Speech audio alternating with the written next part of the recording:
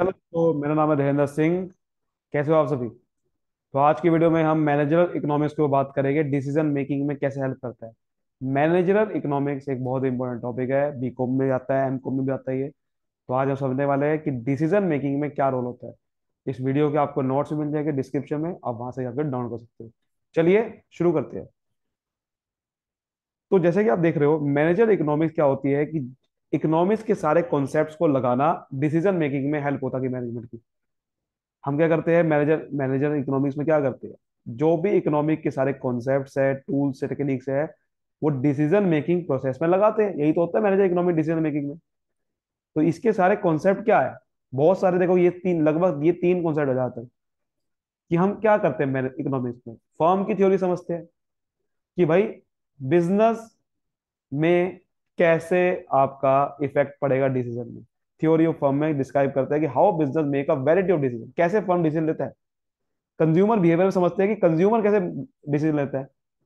Market structure को समझते हैं, प्राइसिंग को, कि भाई प्राइस कैसे निकाला जाता है फर्म का, मार्केट में प्राइस कैसे निकाला जाता है।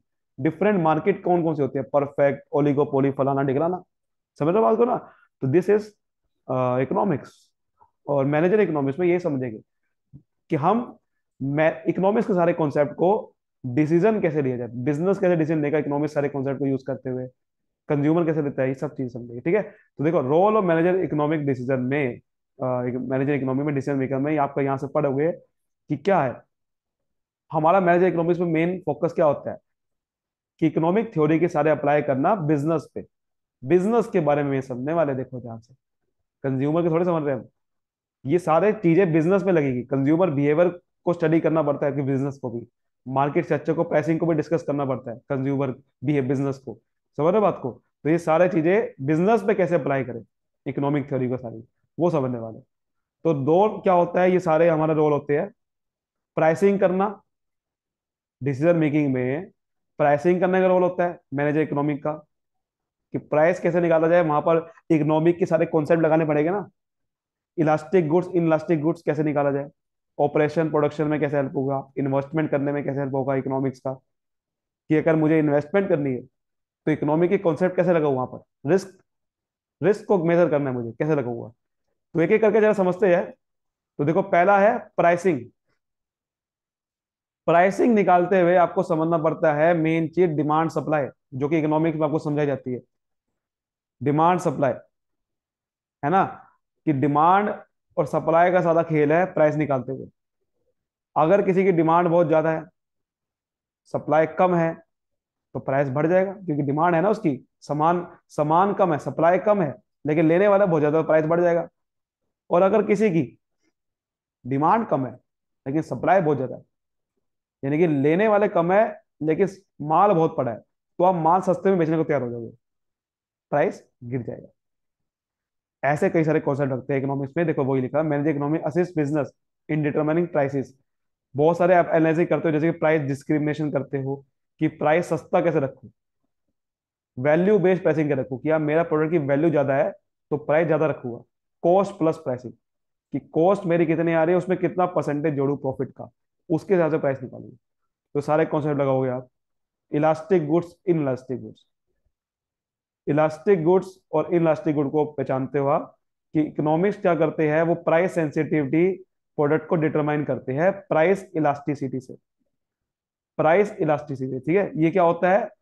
प्राइस इलास्टिसिटी का मतलब होता है कि डिमांड और सप्लाई में चेंजेस होना।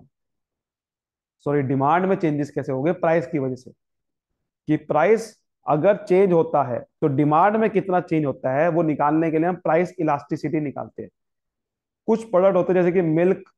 मिल्क एक क्या है, नेसेसिटी है। तो उसका अगर मैं प्राइस बढ़ा भी दूंगा तो डिमांड ऐसा नहीं कि कम हो जाएगी, कि ले एक आप प्राइस बढ़ गया तो लेने वाले कम हो जाएंगे। कुछ चीजें जरूरी होती है, तो ये होता है inelastic, inelastic product. Inelastic का मतलब होता है कि जिसकी डिमांड में चेंज होता ही नहीं है प्राइस की वजह से। जैसे कि कुछ ऐसे प्रोडक्ट होते हैं, जैसे सॉफ्ट ड्रिंक हो गया, ये तो इलास्टिक है। इन इलास्टिक, देखो मैं एग्जांपल दिखाता हूँ, यहाँ पर देखो क्या है, जैसे मेडिसिन हो गया, गैस है, अब सिलेंडर लेना पड़ेगा ना आपको। इलेक्ट्रिसिटी का तो भैया पैसा देना ही पड़ेगा, चाहे बढ़ भी जाए प्राइस। सिगरेट, क्योंकि सिगरेट आदत लत लग गई आपको, है ना। सेकेंडरी एजुकेशन, एजुकेशन पैसा देना पड़ेगा। तो कुछ ऐसी चीजें होती है जिनका प्राइस बढ़ेगा ना तो डिमांड घट जाएगी, और प्राइस जब घटता है तो एकदम डिमांड बढ़ जाती है। यानी कि कुछ चीजें होती है, गुड्स, जिसकी एकदम से प्राइस की वजह से डिमांड में बहुत ज्यादा चेंज आता है। कुछ होते हैं कि नहीं आता, उसे बोलते हैं इनइलास्टिक। जैसे हमने पीछे देखा, ये क्या है? इनइलास्टिक प्रोडक्ट्स, जिसका भैया आप जो मर्जी कर लो, प्राइस घटाओ बढ़ाओ, लेकिन ये तो जरूरी चीज है ना, लेनी पड़ेगी। एजुकेशन पैसा देना पड़ेगा, चाहे बढ़ भी जाए पैसा। सिलेंडर लगाना पड़ेगा, मेडिसिन तो देनी पड़ेगी ना, मेडिसिन में पैसा। लेकिन कुछ होता है इलास्टिक, जो जरूरी नहीं है हमारे लिए। अगर सॉफ्ट ड्रिंक का प्राइस बढ़ गया तो आप लेना बंद कर दोगे, दूसरे पे चल जाओगे। पेप्सी का प्राइस बढ़ गया तो कोई दिक्कत नहीं, पेप्सी लेना बंद, कोका कोला ले लेंगे हम। समझ रहे हो बात को? क्लोथिंग है, क्लोथिंग का प्राइस बढ़ गया तो डिमांड उसकी घट जाएगी। कार का प्राइस बढ़ गया, उसकी डिमांड घट जाएगी। समझ रहे हो बात को? तो कुछ आप लेना बंद कर दोगे, ये क्योंकि नेसेसिटी नहीं है। समझ आ गई बात, ये वाला पॉइंट। उसके बाद ऑपरेशन एंड प्रोडक्शन में कैसे हेल्प करता है मैनेज इकोनॉमिक्स। तो मैनेज इकोनॉमिक्स से आप बड़े सारे मेथड होते हैं वहां पर इकोनॉमिक्स में। आप निकाल सकते हो, प्रोडक्शन को एनालाइज कर सकते हो वहां पर। ठीक है। आप मार्जिनल कॉस्ट कितनी हो लग रही है आपको, रिवेन्यू कितना हो रहा है, क्योंकि मैनेज इकोनॉमी रिवेन्यू भी देखते हैं कि मार्जिनल रिवेन्यू कितना है आपका, मार्जिनल कॉस्ट कितनी है, ये आपका इकोनॉमिक्स में देखा जाता है कि एडिशनल कॉस्ट कितनी हो रही है, एडिशनल पैसा कितना कमा रहे हो, वहां से आप देखोगे कि प्रॉफिट कितना कमा सकते हो आप। तो प्रॉफिट निकालने के लिए, ऑपरेशन में खर्चा कम करने के लिए, कॉस्ट कम हो जाए उसके लिए मार्जिनल कॉस्ट का इस्तेमाल करते हो। रिवेन्यू कैसे बढ़ेगा, प्रोडक्शन कैसे बढ़ेगी, उसके लिए भी इकोनॉमिक्स में कॉन्सेप्ट होता है प्रोडक्शन बढ़ाने का। वो आप यहाँ से डिसीजन ले पाते हो। इन्वेस्टमेंट कहाँ करनी है, उसके लिए भी आप बहुत सारे टूल इस्तेमाल करते हैं इकोनॉमिक्स के। स्टॉक मार्केट में इन्वेस्टमेंट करनी है कि नहीं करनी है, जैसे कि अब उसमें कई सारे टूल्स होते हैं इकोनॉमिक्स के थ्योरी के, कि ग्राफ के थ्रू आप देखते हो, है ना, ये इकोनॉमिक्स में ही आता है कि ग्राफ बढ़ रहा है घट रहा है, उसको एनालाइज करोगे आप, उसको इकोनॉमिक्स में तो आता है वो। तो इसमें इन्वेस्टमेंट लेने में हेल्प हो जाती है आपको। ठीक है। रिस्क, रिस्क पहचानना है, रिस्क को कम करना है, उसके लिए आप बड़े सारे टूल इस्तेमाल करते हो स्टैटिस्टिक्स के। इकोनॉमिक्स में स्टैटिस्टिक्स होता है ना, तो स्टैटिस्टिक्स में आप इस्तेमाल करते हो स्टैटिस्टिक्स, प्रोबेबिलिटी थ्योरी होती है। वहां से आप देख सकते हो कि रिस्क कितना है, कैसे कम करा जाए, है ना, इकोनॉमिक्स से कम आ जाए। अब देखते हैं डिसीजन मेकिंग के स्टेप क्या क्या होते हैं। देखो 5 स्टेप होते हैं। पहले आप ऑब्जेक्टिव सेट करते हो, प्रॉब्लम देखते हो क्या है। ठीक है ना, पहले आप, आपका ऑब्जेक्टिव क्या है, क्यों कर रहे हो, फिर आप, और प्रॉब्लम क्या है, फिर आप बड़े सारे ऑल्टरनेटिव देखते हो।